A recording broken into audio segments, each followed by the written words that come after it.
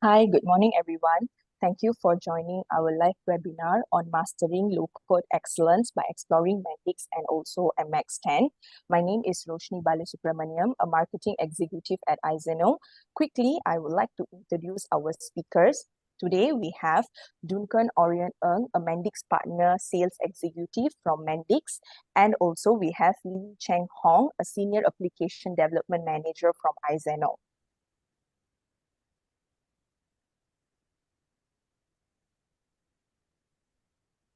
Here is our agenda for today. So we will be covering on how to unleash the next era of low-code development. This will be from Mendix side. And then we have also prepared a demo from iZeno side on how to start low-code application development. And then we will wrap up the session with a Q&A session. Okay, while having all this presentation, we will also be launching a few live poll questions to make the session more interesting. So please spend your time to answer the live poll questions that we have prepared for you. All right. So without any further delay, I would like to invite Duncan from Mendix to conduct the main session. Duncan, the stage is yours. Sure. Thank you, Roshini. So good morning, everyone. As I begin to start sharing the screen, just wanted to thank iZeno and the team for organizing such a session in itself. So just give me a second as I share my screen right now. So good morning and good afternoon, everyone who's watching this webinar. And I'm Duncan. I'm the partner sales executive covering Southeast Asia for Mendix. So you may see a lot of logos here and there. Don't need to pay too much attention for it. So as what Roshini kind of shared, right, we'll be covering a very, very quick overview of the Mendix platform, what we do, and what sort of use cases you can look to build with the Mendix platform. And as part of one of our new product launch, MendX10, which was just launched in June this year, I'll be covering some features that you can look forward to and really can use to kind of see the developer experience in itself. And for the last portion, I will hand it back to our partner iZeno, who will be doing a more of a technical deep dive into the Mendix platform to kind of give you like a background and a perspective of how the development side of things work in Mendix and how easy it is to kind of streamline the developer experience as far as technical side goes. So before we go into the presentation per se, we do have this live poll ongoing at various sections of the presentation. So we just want to find out for this first live poll question, right? How are you guys currently delivering IT solutions? Are you guys using traditional code to deliver these solutions, using Python, C++, or even Java, or are you guys using other local platforms? And or if you are using a outsourced IT development works, so that means you're outsourcing the entire IT operations and IT development to another partner, or you're not even in this line as well. So I believe the poll has been already up, so we'll give you about 15 seconds to just edit your poll. Yeah. And then we'll probably see the live results based after this poll.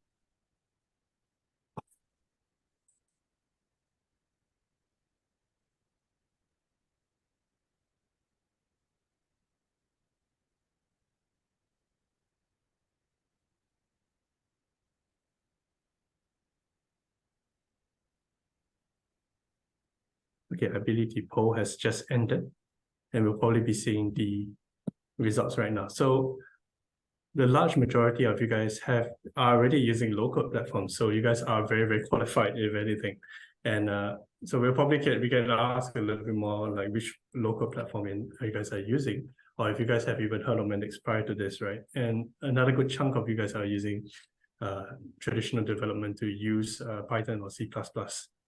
So for those who are currently outsourcing or not even in this field, maybe we can convince you to try to use maybe Mendix or even to get started after this. So I will end the live poll here. Thank you, iZeno, for coordinating on this. So to kind of get started, right, on Mendix, before we get even into Mendix and even low code, right, I'd just like everyone to take a step back and to even think about what the definition of low code is. I know the majority of you guys are really quite aware, But just for those individuals who are not too aware of what the term low code is. So low code is in its definition, right? Low in code. So what that means is that you don't have to like key in lines and lines and lines of code. That's what you would do with like the likes of Java, C++, or even any programming languages. What we champion here at Mendix is more of a visual way of doing things in the aspect of whether logic, the data side of things, or even the user experience as a developer, or even as a end user in itself. So the next question, typically people will ask me like, what is the difference between low code and no code for the matter? And there is actually a very slight but very big fundamental difference, and that is to the extent of the kind of complexity that you can build with no code and versus a low code platform. So with no code, what we will think about is that we will think about all those drag and drop capabilities. And with that, you can kind of create an application really, really fast. And that is cool, and also that is good, but there is of course limitations to that in terms of the scalability and the use cases, right? So low code is slightly more complex than no code platforms. And also in general, what you can do is you can build a very broad set of solutions, which is not just limited by the building blocks that are provided in no code platforms. So what you can expect with Mendix is that we are highly rated by the Gartner and Forrester analysts as a leader for the last few years. And we are always partners with the hyperscalers and also the system integrators, major system integrators like the likes of Deloitte and Capgemini. And we do have a whole host of boutique partners like iZeno who are able to help you embark on your digitalization journey and as well. So you may have seen SAP and AWS in your first slide. So we are partners on that, in which you can see a lot of pre-built connectors to kind of the existing services and products to SAPs and even AWS to kind of extend the reach and also expand the customizability. So we can explore this in a separate call, and I'll be happy to address any concern.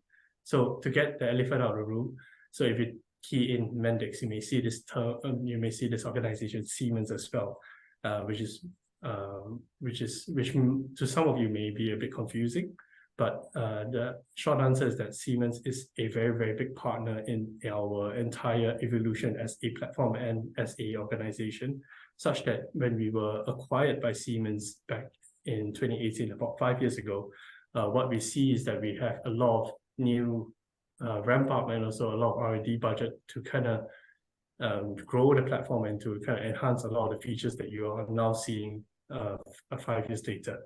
So where we sit within the Siemens umbrella is where we sit within the software division of Siemens and under the digital industries.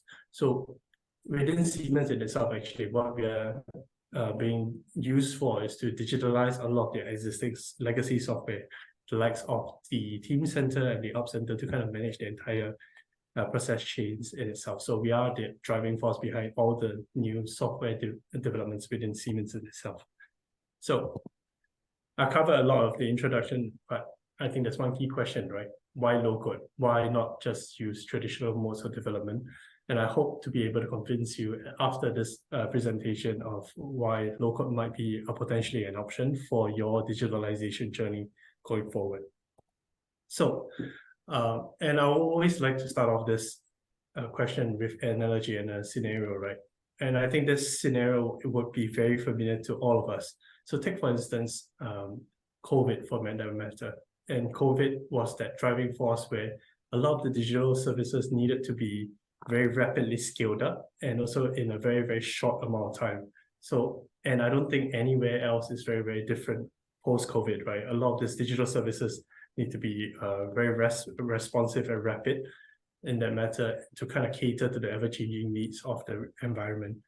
So most businesses like the retail businesses that are very traditionally brick and mortar had to see a lot of this change overnight, if not within hours, because of the changing landscape. And I'm not sure if traditional methods of delivering software can keep up with this in that kind of rapid manner in hours or even days.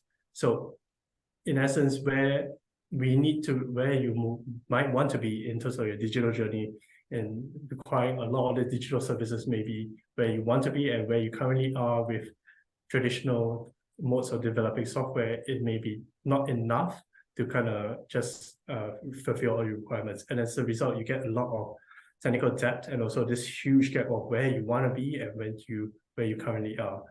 So low code is one of the answers to kind of help you fill that gap. And the next question is, who should I choose as far as the low code vendor, right? Because there's a ton of vendors in the low code, no code space. So who you want to choose would largely depend on what you want to do. So I can't say much for the other vendors in the low code space, but I can maybe just share a little bit more about what Mendix does and what kind of problems we want to solve in the environment in itself.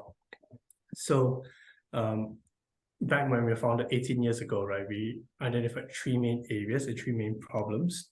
One of it was the core miscommunication between business and IT users. So there's always that huge disconnect between what the business requirements are and what IT interprets the requirements and what's actually being delivered.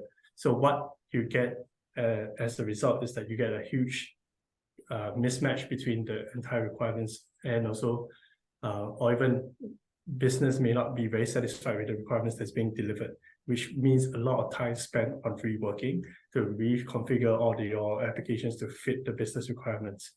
Rework is bad because this is a project manager's nightmare, which means more IT debt is being compounded, which means the further delays and further pushbacks in other projects as well, which means you have a huge ton of things that you need to settle and lots of manpower, which is what we observe as well, right? So this kind of compounds the effect of the IT debt in itself. And then the last thing that we also saw was that there's a lot of tools and data being fragmented across the different ecosystem in any organization. So within any organization, I'm sure you will have a CRM tool, a leave application tool, or a expense tool, which may not be very well integrated altogether. And in some cases, we do see organizations with individuals importing and exporting data from one system to another. And I mean, we're in the 21st century, right? There has to be a better way of doing things. And if I have to leave this entire presentation with just one word, right, today, is the idea, what Mendix is about is the idea of collaboration. And we want to kind of help the business and IT to collaborate better by establishing common business language so that the requirements can be all consolidated into one platform in itself. And we'll be seeing some features later on to kind of facilitate that. And not to worry, for the developer side, we have not forgotten about you guys yet. So we do want to enhance the development experience by using a visual model way of doing things, which is what I promised, and you'll see this in the next slide. And the last aspect of it is that we want to integrate all the different systems together such that data flows very seamlessly and very effortlessly in almost real-time manner, such that you can kind of reuse, and also the data flows very, very quickly for the matter. And reusability and governance is also another area and aspect that we can dive into in a separate session, but it's kind of a huge chunk of it. So I thought to kind of express how these development experience will look like across the different languages, we have a very, very simple example called the Hello World prompt, which I believe most people who are picking up programming will be very, very familiar, because this is almost the first thing that anyone learns. So looking from it from the binary and assembly perspective, yeah, it looks very, very machine-like, doesn't look resembling anything of a human language for the matter. And then taking it forward with something more abstract and more functional, right, on a human level, we are looking at C++ or even Java, which still somewhat looks more palatable than the likes of binary, right, which is just ones and zeros. And what you can expect with Mendix is actually a very, very standardized way of doing things with using symbols and buckets to denote certain functions and features. And why this is good for everyone is that because of the standardization in the app development journey, what you can do is that anyone trained in Mendix can very effectively or very almost seamlessly take in or hand over projects from either an IT vendor or from a developer perspective as well. And this is good because this standardization reduces your time to get started, right? And I can't say the same for most programming languages because, like for instance, Java, right? I do know of people that code very, very differently across the different spaces, and the way each Java developer codes is very, very unique to them as in terms of their processes and all. Yeah. So this idea of standardization is kind of reinforced because what we do see and by Entrepreneur Magazine and Gartner Forrester is that the majority of these innovations that we are going to see in the future are going to be very, very much more so incremental rather than life-changing. And a good example that I'll typically cite is the iPhone, right? Like we haven't seen much changes in the iPhone with the exception of maybe the changes in the phone case and all, and changes to Type-C from version 13 to the current version of 15. And this kind of stresses the need for very, very small improvements by the company for the products and services and processes. And who best to ask than the business, right? Who are using these products and services and processes on day in, day out. But the challenge is that communicating these requirements is also another thing that is very, very, very hard. And that reinforces the need for, I guess, collaboration on an enterprise-wide scale. So here at Mendix, this is kind of like in line with what we kind of shared earlier, right, on the theme of collaboration. So we kind of encourage cross-departmental and cross-functional collaboration from the business stakeholders, like the pure business users or even citizen developers, to the development teams or the hardcore people that are probably sitting in this room today and listening into this presentation, and to kind of develop the application based on the business requirements, and to the other spectrum of things, the hugely technical people, like the cloud architects, the security folks, or even the integration folks, who may not be the best at creating applications, but are really, really good at their specific domain knowledge. So we do have a platform to kind of like create and also record all these requirements. And we have certain features to kind of facilitate in the collaboration aspects of this, whether it's Apex Portfolio Manager for the business stakeholders to the development teams, or to the data integration and the deployment and security in itself. Yeah, so here at Mendix, we try to champion a whole suite of collaboration from two different ends of spectrum. So like what I said, from the citizen developer side of things, to the UI UX business and engineers, and to the professional developers. And to kind of really cover, like to re-emphasize this, right? So we have this feature called Apex in Mendix10 that kind of consolidates all your requirements and from the business end to the technical end as well. So at every start of every project, what you'll be doing is that you'll be kind of creating a project and assembling your team, whether it's the business users, the Scrum Masters, the developers, or even the cloud architects. They will all be sitting in this particular project, and the business users will key in all the requirements that needs to be done and all the things that, all the features that they want to see with this particular project. So they'll put it on the to-do list or whatever connotation that you would like to put up.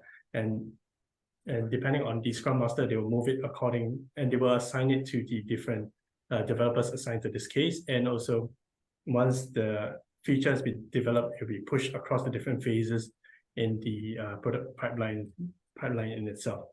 So I'm not sure if you noticed this small green button over here. So this is actually like a feedback button for the users. So let's just say, for example, if there's an issue on this particular LAT feature, so the users can key in, hey, this feature is a little bit buggy, could you please rework it? And the Scrum Master will decide whether this is a feature that needs to be either immediately rectified by the developer or put into the next sprint if it's not too urgent. So this is one aspect of how we enhance the overall collaborative experiences. So you've heard a lot about what the platform can do, but now in terms of like what actual generate use cases, right? What you can do is that you can support an entire host of full stack apps for whether it's front end, middleware, or even back end side of things. So for the front end side of things, think of all the customer experiences that you use on a day-to-day basis, the mobile apps from the banks, the public service websites, and also the insurance platforms. That's something that we are really, really good at doing for all these sort of industries like the banking and even insurance or the public sector. Automation of business processes in terms of approvals, and also all your leave, and also your budgets. And these are the sort of workflows that are really, really good at. And we do have some features for that on the platform itself. And the last aspect of modernizing core systems, we are really good at either modernizing or extending your existing core systems to kind of facilitate it. Or even if you want to rebuild a core system, by breaking down the different features into separate different modules and developing it that separately and integrating it into an entire super app for the matter, we can do that as well. The only question is whether you should. Yeah. So what you get with the Mendix platform is that you get a platform that's widely applicable to across the industries, whether you're in manufacturing, banking, finance, insurance, or even public sector, or even down to something very, very niche like logistics and transport in itself. We are a one-stop shop to do everything and anything, with the only exception for creating games for the matter. Yeah, so I've talked a lot about the platform, right? So just wanted to give you guys a little bit more of a heads up, and also sharing a little bit more about the new Mendix 10 platform. So we've highlighted and kind of divided all the new features and development into different components, whether it is to continuously enhance the collaboration experience, to kind of enhance the developer side of things, to improve the number of components that can be found on our marketplace that can be reused, or to increase the overall flexibility in cloud in terms of your deployment options, or even the IT governance and control. But of course, I know that we are on the time schedule here right now, and we can't cover all of this in this session, right? So I'll be selecting certain aspects, and you've already seen some of the features for collaboration in the form of the epics already. So typically what we do have is that we already have 2 major cadences planned out with minor releases along the way every month to get new feature updates and also new bug fixes and all. So that's something that you can expect, and I'm proud to say that we are really on track for the current cadence for Mendix 10, and you probably will be expecting, you can see a few more things going forward. So before I go into the next slide, if I were to champion this thought, right, then the key buzzword for this year would be, I guess, AI. When if you were to go to any conference, everyone was talking about AI. And I'm also, again, proud to say that we have implemented already 2 AI ML chatbots, AI bots within the Mendix platform, which you can see in the form of a logic bot and performance bot prior to this hype. And what the logic bot does actually specifically is like it scans your entire microflow within the app itself. And what it does when you're developing it is that it will give you the next most likely recommendation of what you will most likely do. So think of this like the Google recommendations. When you're keying in anything in the search box, it'll give you the next most likely thing that you'll be doing. And for the performance bot, it'll scan your entire app in itself. And if there's any redundancies and if there's any performance areas that you could do to kind of change up and to enhance the entire performance of the app, that's where the app will kind of give you the recommendations in itself. So lastly, with PageBot, I believe it's already built in. What you get is that you get some features to pre-build certain aspects of the workflows or even widgets into the application itself. And also something for the beta as part of the new Mendix 10 launch is that we do have a Mendix chat bot that is built into the Mendix platform. So think of ChatGPT built within Mendix for the matter. So if what you want to do is that you wanted to build a workflow application, what you do is that you will just key in, hey, I would like to build a workflow, and then you will immediately churn it out. So this feature is currently in beta, and you can expect it early next year, or even the later half of the first quarter next year. Yeah. So, and I'm about to wrap up this entire section of the presentation, right? But what you can expect with Mendix is a whole set of toolkits to kind of like build and support the entire app development lifecycle in itself. So from the app development side of things, you have seen the visual way of doing things, the very standardized way of doing things, and you've also seen the I guess the epics board that which is a very, very clean way of managing items and also your project in itself. And from the cloud wise, we are able to deploy onto we are very, very flexible, and with multi-cloud deployment itself, you can deploy us on AWS, Azure, Google Cloud, and most other cloud providers as well.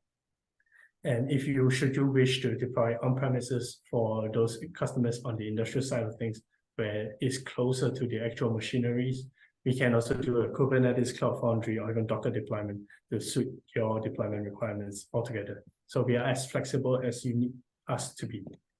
And in terms of artificial intelligence, you've already seen some of the features, but this is the recommendations board that's being fired up right now. So in terms of data integration and reusability, we do have this entire concept called Mendix Marketplace, which is a repository of all the components and all the items that you need, whether templates or even connectors. You can find it all there.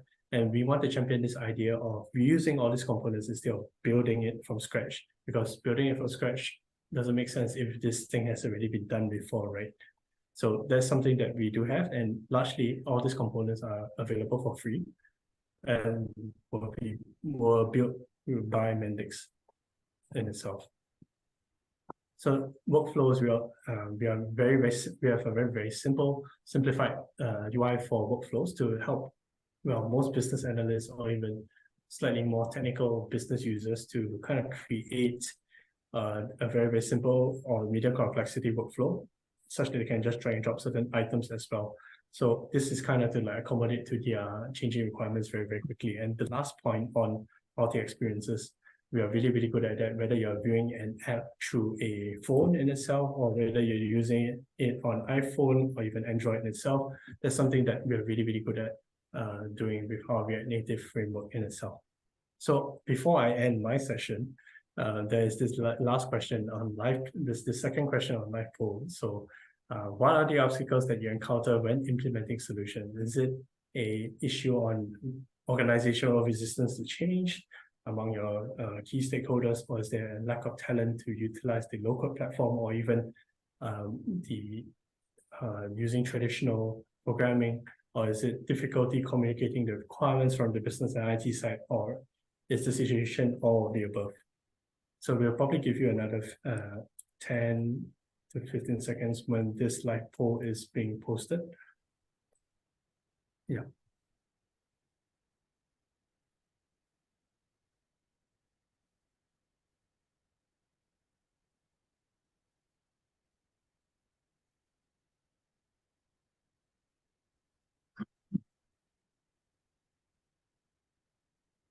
Yeah, so you should see the live poll right now, and we'll probably answer some of the questions later on as well.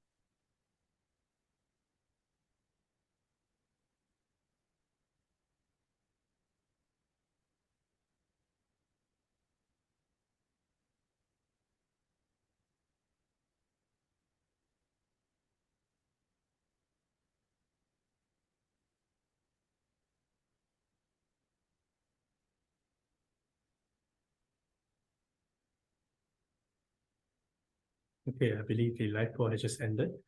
So, well, fortunately or unfortunately, the large majority of you feel that it's all a combination of all three, right? And I can agree that sometimes it's really difficult to communicate the requirements and also communicate even the domain knowledge, right, from business to even IT side of things. And I think there's a problem that we have identified very early on that resonated with our core founders, especially if you're on the consultant side of things. Yeah. So good to hear that, and thank you so much for your opinions. And we'll just address this in the next session, in the session later for the Q&A. And yeah, right now I will be just passing it over to Wesley from iZeno to kind of give a very quick overview of the platform itself, and also what iZeno does in the entire ecosystem. Yeah, so thank you, Wesley. So I'll just stop sharing right now. Thank you, Duncan. Good morning. Good morning, everybody. This is Wesley from the Enterprise Application Division, iZeno. Before we move on to the subsequent live questions and the demos, Please do allow me to give a brief intro about iZeno. Well, iZeno is a logical-list company which has been set up since year 2003 with HQ in Singapore. It has branches in Malaysia, Indonesia, Thailand, and Philippines. As now, we have a team of over 160 certified professionals working across Asia. Over the years, we have delivered over 500 mission-critical projects. And our main capabilities and strengths are covering the areas of the Mendix low-code, IBM PPM, CRM, Super CRM system, ITSM, middleware analytics, IT automations, cloud solutions, etc. So the next, there will be a last live question. The last question today. Is there a timeline or strategy in place for your company to implement solution using the local platforms? Yeah, this is for us to be more understand the management plan in your organizations. So I think the response is just quite straightforward. 0 to 3 months, 3 to 6 months, or 6 to 12 months to have a plan to implement it, or there's nothing confirmed yet.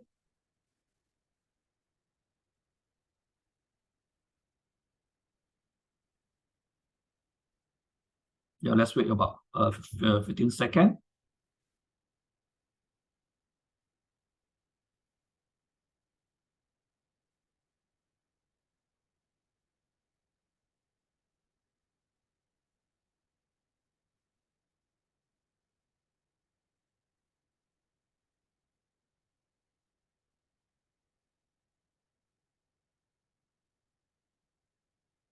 Okay, so from the statistic, it seems the majority is do not have the plan yet at the moment.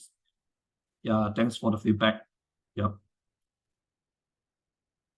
I think we shall move on to the next demo sections.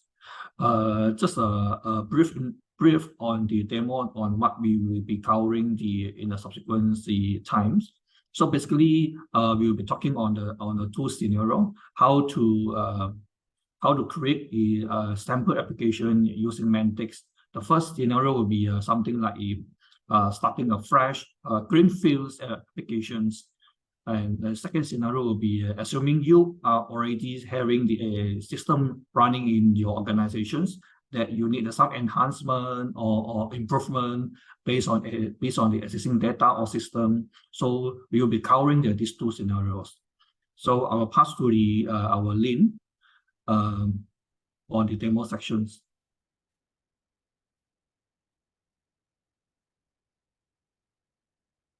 Roshini? Hi, I'm Cheng Hong from iZeno. In this session, I'm going to show you how to create a contact management application in Mendix in a few steps. The application will be able to record the contact information, and we will have full read and write access to the data. The user can only read the data and are not able to make any change on the data. First, we will create the fresh project in Mendix. Select Blank Web App and click on use this starting point to start using this template.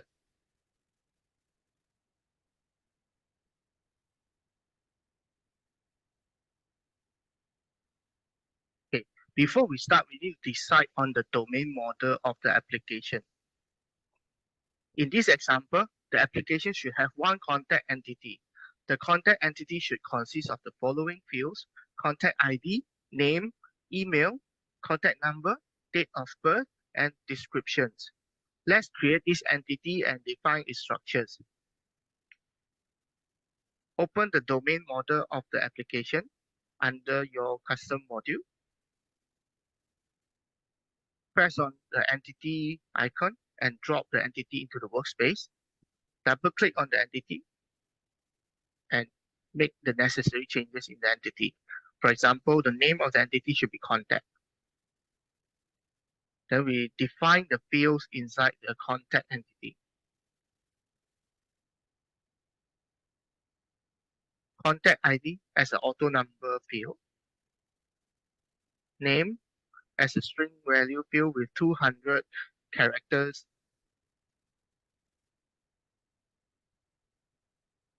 Email, also a string value with 200 characters. Contact number as a string with 200 characters length. Date of birth as a date time, and description as an unlimited string. And press OK to confirm the creation of the contact entity. Next, we will be working on the necessary screen to list, to create, edit, delete contact.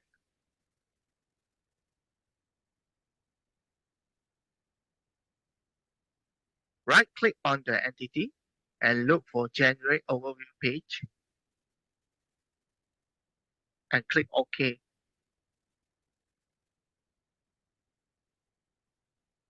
Two pages will be generated into the module. One is the overview page, whereby you can have the function of searching, creating, editing, and delete. Another page will be the form to input the data. Next, we will configure the system navigation or the menu of this application. By default, a home page is set in the new application. Let's add a second menu item to bring the user into the contact overview page. Open the app settings and double click on the navigation. Scroll to the menu section and add a new item. Select an icon.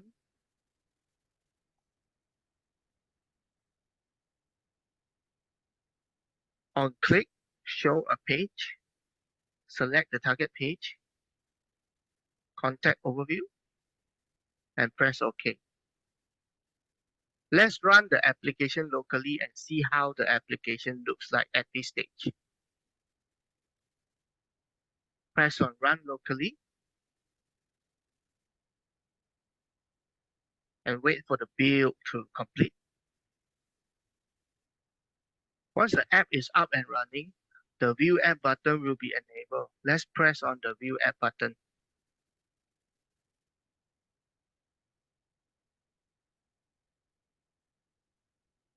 This is how the application looks like. There will be two menu items, one refer to the home page and another one refer to the contact page that we just set. Let's click on contact page. There, the contact overview is now showing with the functions of search, new, edit, and delete.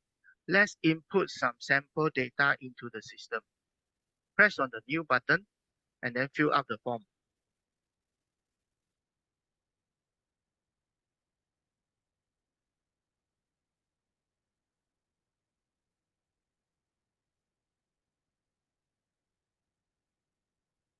And press save to save the record. Let's add more contact into the list.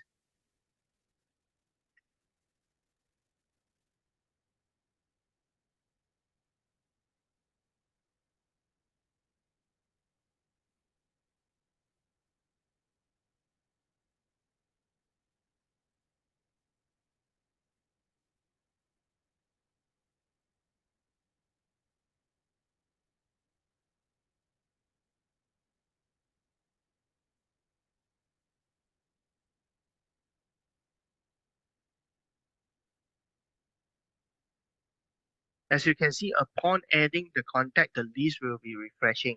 So all the contacts will actually be listing here. And to making a change to the data, you can select on the data and then press the edit button to launch the editing screen.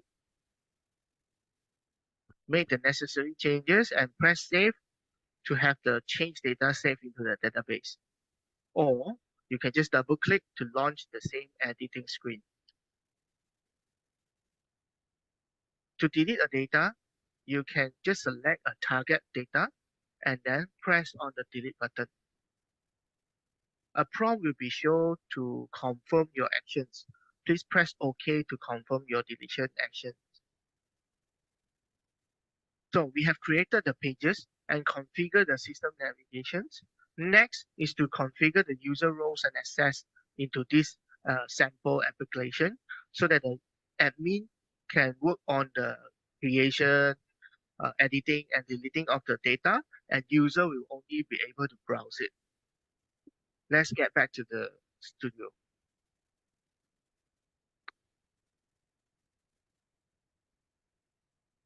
Double click on the security options in the application. Turn on the security level to production and press OK. Upon doing this action, it will enable the module level security. Open the security options under the module. By default, there is only one user role being defined in a module. So for our case, we will need two user roles. One will be user and another one will be admin. Let's define the admin role.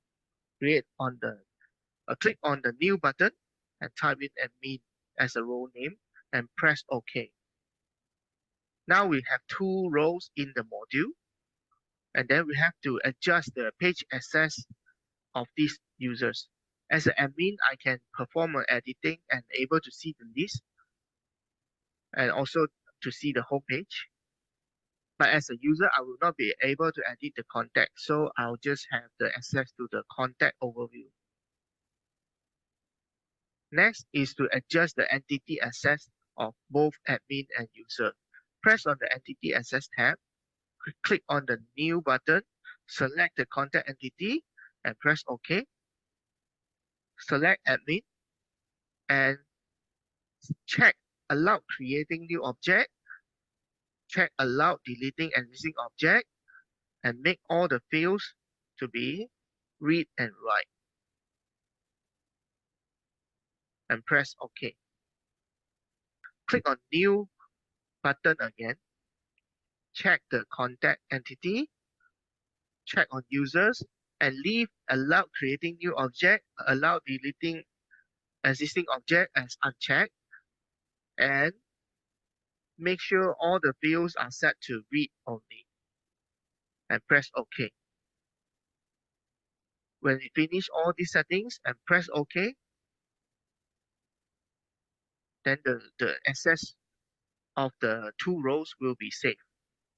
Now we have to double click on the security again and map the system roles to the user to the module roles. Now click on the security options in the application again.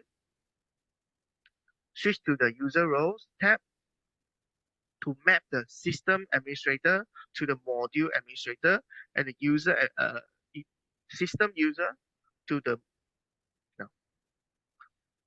Now go to the application security options, double click on the security options and go to the role tabs and map the system administrator role to the module administrator. Double click on this and press on the edit button.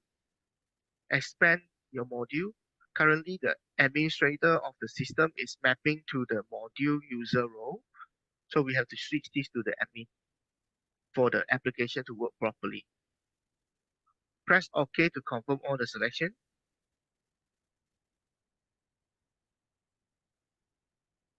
Now we run the app again to see how it looks like.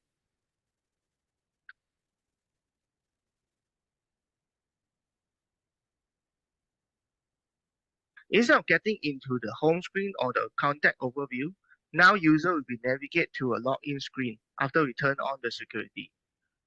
So let's log into the system with the default development username and password.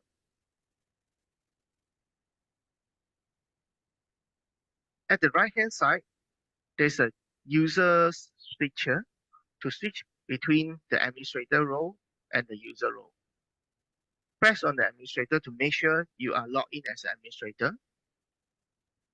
Press on the contact overview and you'll be able to see all the options under the contact screen where you can create, edit, and delete. Let's create more contact as admin.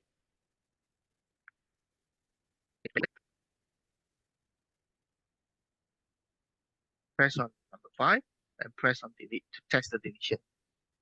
Okay. Now we switch into the user role, user, and navigate to the same page. I'll be leaving with only the search options and without any options to create, edit, and delete. That's all for this session. To have an application in a few steps with basic user rights and authentication. Next session, I would like to show you another sample app that integrates with database. Sometimes we may not be dealing with new development that need developers to build everything from scratch, but to work with existing system. It can be challenging to get a suitable talent to work on the enhancement with the existing technology using the existing running system. In this example, we will talk about to develop an application with Mendix by tapping into existing database. This will allow us to enhance the existing workflow and introduce more activities in the new application and publish the final result back to an existing system database. In this example, we will enhance the product catalog management system to allow different users to set pricing and introduce a review and approval workflow to the price change. At the left-hand side is your existing system with the existing database. And at the right-hand side, in the blue box, is a new application we're going to build with Mendix. First, we will sync the data from the existing database into Mendix. And then we will create our enhancement in Mendix and the review and approval process also under the Mendix. So your new users or your different user groups can tap into this new app to do all the activities that they need, and the final result will be pushing back to their existing system. And in your existing system, there will be a product table that stores the product ID, title, description, price, brand, and category, and also the thumbnail URL. This is how the existing database looks like, and the new workflow of the Mendix application. When a user set a new price to the product, the team lead will have to review the value change. If the team lead decide to approve the change, then the change will flow to manager for a second level approval. Manager will review the change again and decide to approve or to reject the request. When the request have been approved, it will publish the value back to the existing database. I have pre-built this application and now I'm going to show you a few key settings about this example. First is the domain model and the pages. Second is the services to pull the data from existing data source. Next is the access management and review and approval workflow. Then I'll demo the application.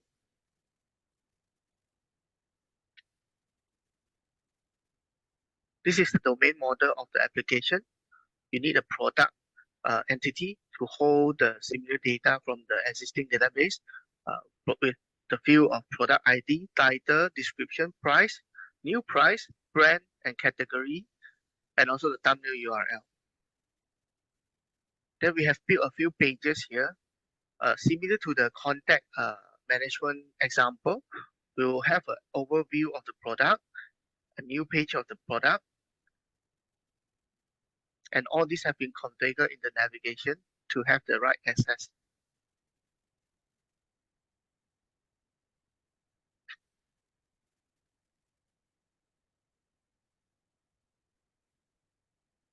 As you can see on the overview of the page, there is a button to sync the data from the database.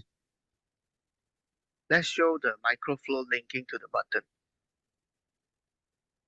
In this microflow, we have configured a flow to take the data from the existing database with the data connector that we can get from the framework. And then we will create the records based on the retrieved data from the database and store it into Mendix database. And in this process, we have not created any single lines of code, but just by dragging and dropping the elements and component we have in the Mendix framework. Next is the access management of the system. In this example, we will need a few key roles. First is the user and admin, then the HOD, and also the team lead. This is the page access of each of the roles, and this is the entity access of each of the roles. As per discussed in the previous slide, user set a new price to the product will trigger a user task to the team lead to perform a review. When team lead approves the change and finishing the review, then it will push another user task to the manager to do a second level review. Once it's done, the data will be published back to the existing database. Now I'm going to show you the workflow.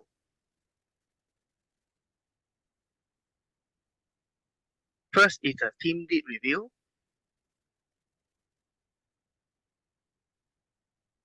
When the team lead approves it, it will go to final review, whereby this is going to assign to the manager.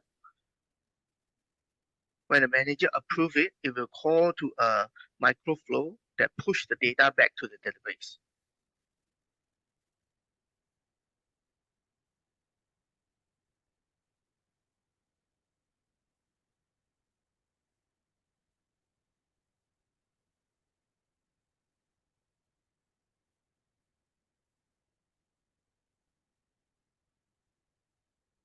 Next, we will see the application in action.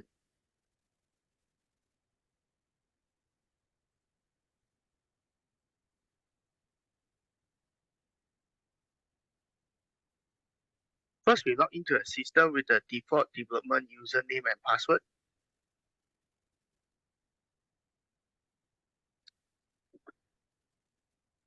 After login, you'll be sent to the product overview list view in this example. And you can see we have nothing in the list. There's no data in the list. Let's bring the data in from our existing database. The database is here. This is a view of the existing database, and these are the preloaded product into the database. And we will bring this information to the system. Let's make a change here so that you can see the data is taken from database lively. 850 for for this product.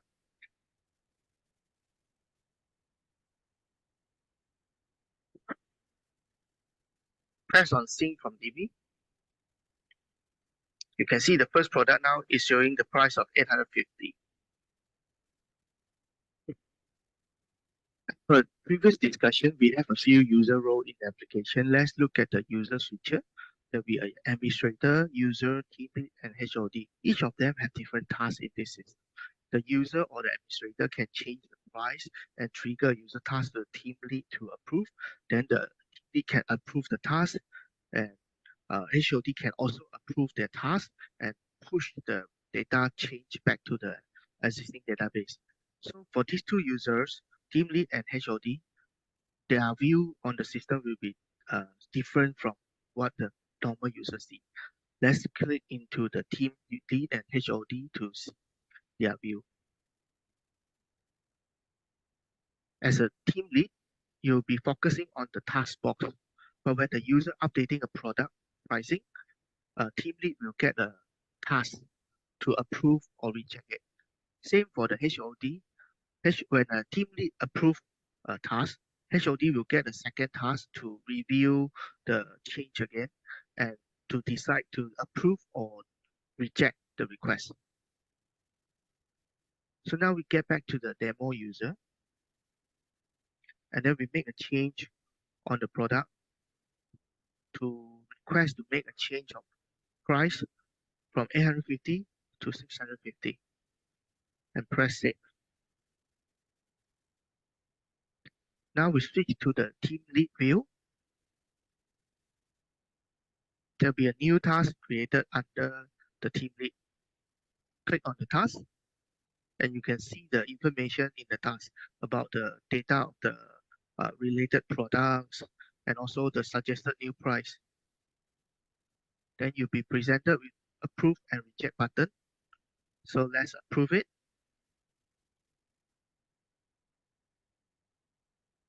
And now we log in as a HOD. And HOD will get a task as well, the final review task. Click on it. Same as the team lead view, you will get a view of the data and of the related products. All the details will be shown, and then also the original price and the new price.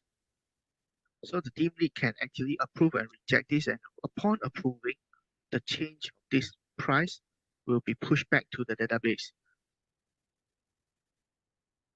Let's have a look at the database on the current data. You can see the first product is with price of 850.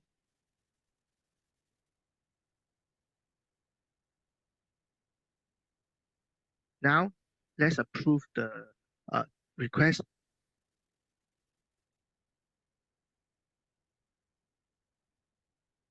Okay, then we check the database again, and you'll see the price has been updated from 850 to 650.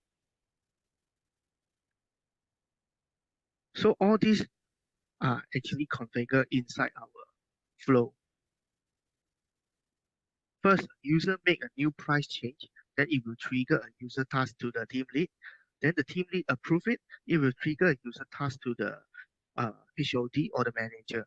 When HOD or the manager approve the final review, then there will be a flow call to update the existing database. And this is how we can build with your existing database and put on some enhancement and new flows into the system for different users to access it on the Mendix side without any lines of code. And that's all for this section.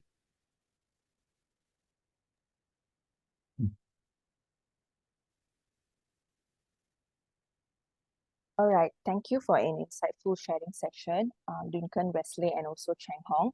Now we will quickly move into the Q&A session as we don't have much time. We will address the questions that were asked in the Q&A chat. Let's say if you have more questions, you can just put it in the chat box. I think our speakers have already answered the questions, but then we can probably just go through it once, all right?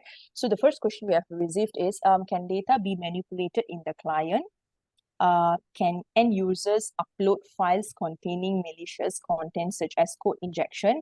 Why are vulnerabilities reported in some Java libraries? So Wesley, do you want to take this up? Hi. Basically, for the questions of number 1 and number 2, is actually is protected in the Mendix, mainly because the Mendix is the SOC 2 audit compliance, and also there will be encryption for data at rest and data in transit. So with the AES format. So for the question 3, we're quite not clear on what the vulnerabilities in the Java library. That is maybe the audience can elaborate more on this one. All right, so maybe Nanang, you can reach out to us for more clarification on this. All right, thank you, Wesley. And then we have second question: is Mendix cloud-based or can it be on-premise based? I can take that. Yeah. So Mendix as a platform is like what I answered, right? It's primarily cloud-based, but we do have this option to deploy on-premise. But I'm happy to kind of explore this on a separate level to kind of hear more of your requirements of whether why you might potentially need to be on-prem, whether it's for security reasons or not. That is the option in generally speaking. Yeah. So look forward to connecting to you if you on this point already. All right. Thank you, Duncan. All right, we have third question from the same person, Nana. All right, so why are some security attributes not set for the cookies in my app? That's the first question she asked. The second one is, why are some security-related HTTP headers not set for my application? The third one is, does this reported security finding affect my application? So, Duncan? Yeah, I'm not sure if I completely 100% understand your requirements, Alang, but I'm happy to kind of like address this again with my technical team. But let us know where you're from, and if you're based in Indonesia, we can get our Indonesian pre-sales from Mendix to kind of help you with this as well, which might be easier. Yeah, I'm sorry, I don't have the answers right now. Yeah. All right, thank you, Duncan. So Nana, yeah, you can definitely reach out to us. We can have a conversation on this. All right. And then we have last question from Paul. So it's two questions you have asked. So first one is, my local project takes a long time to publish as it gets bigger. Is this normal? And then he also asked, how do you change date fields to be in the format to be worldwide as opposed to US format? Yeah. So Duncan. I believe I responded to Paul on this, but yep. So to deploy on, I'm assuming that you're talking about the deployment time, right? So it gets longer when your project file is bigger. That is pretty much the case, but largely depends on how you architect the entire application, right? Whether you're creating as a microflow or generally depends on what you're doing, but generally the biggest size of it would be slower depending also again on where you deploy, whether you deploy onto cloud or on-premises. So if it's cloud, there's the option of Mendix Public Cloud, which I'm not sure if you guys are using. So it will depend on the cloud computing units associated with your environment. So potentially yes and no, but again, really depends on where you're deploying and how you architect the project in itself. And the second question on the date format, right? I believe I've just sent you a link. There is a few links on Mendix forum, but I've sent you the latest one for the very latest few revisions itself. So do check out the link itself. Yeah, hope that helps. All right, thank you, Duncan. Okay, we have one more last question we just received. Can we dynamically create the domain model based on the source database scheme?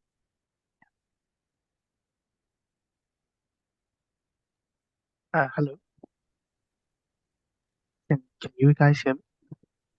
Yep, we can hear you, Chen Hong. Okay. I think this is based on the demo, a question that targeting on the demo, is it? Okay, so actually in the Mendix domain model space, you can create any kinds of entities. So if you want to base it on your source database schema, yeah, you are welcome to do it. Yeah. As long as it fits your requirements, I think. Yeah, you want to create something similar or you want to enhance further, it's actually up to your requirements. I hope I can answer your questions. All right. Thank you, Cheng Hong.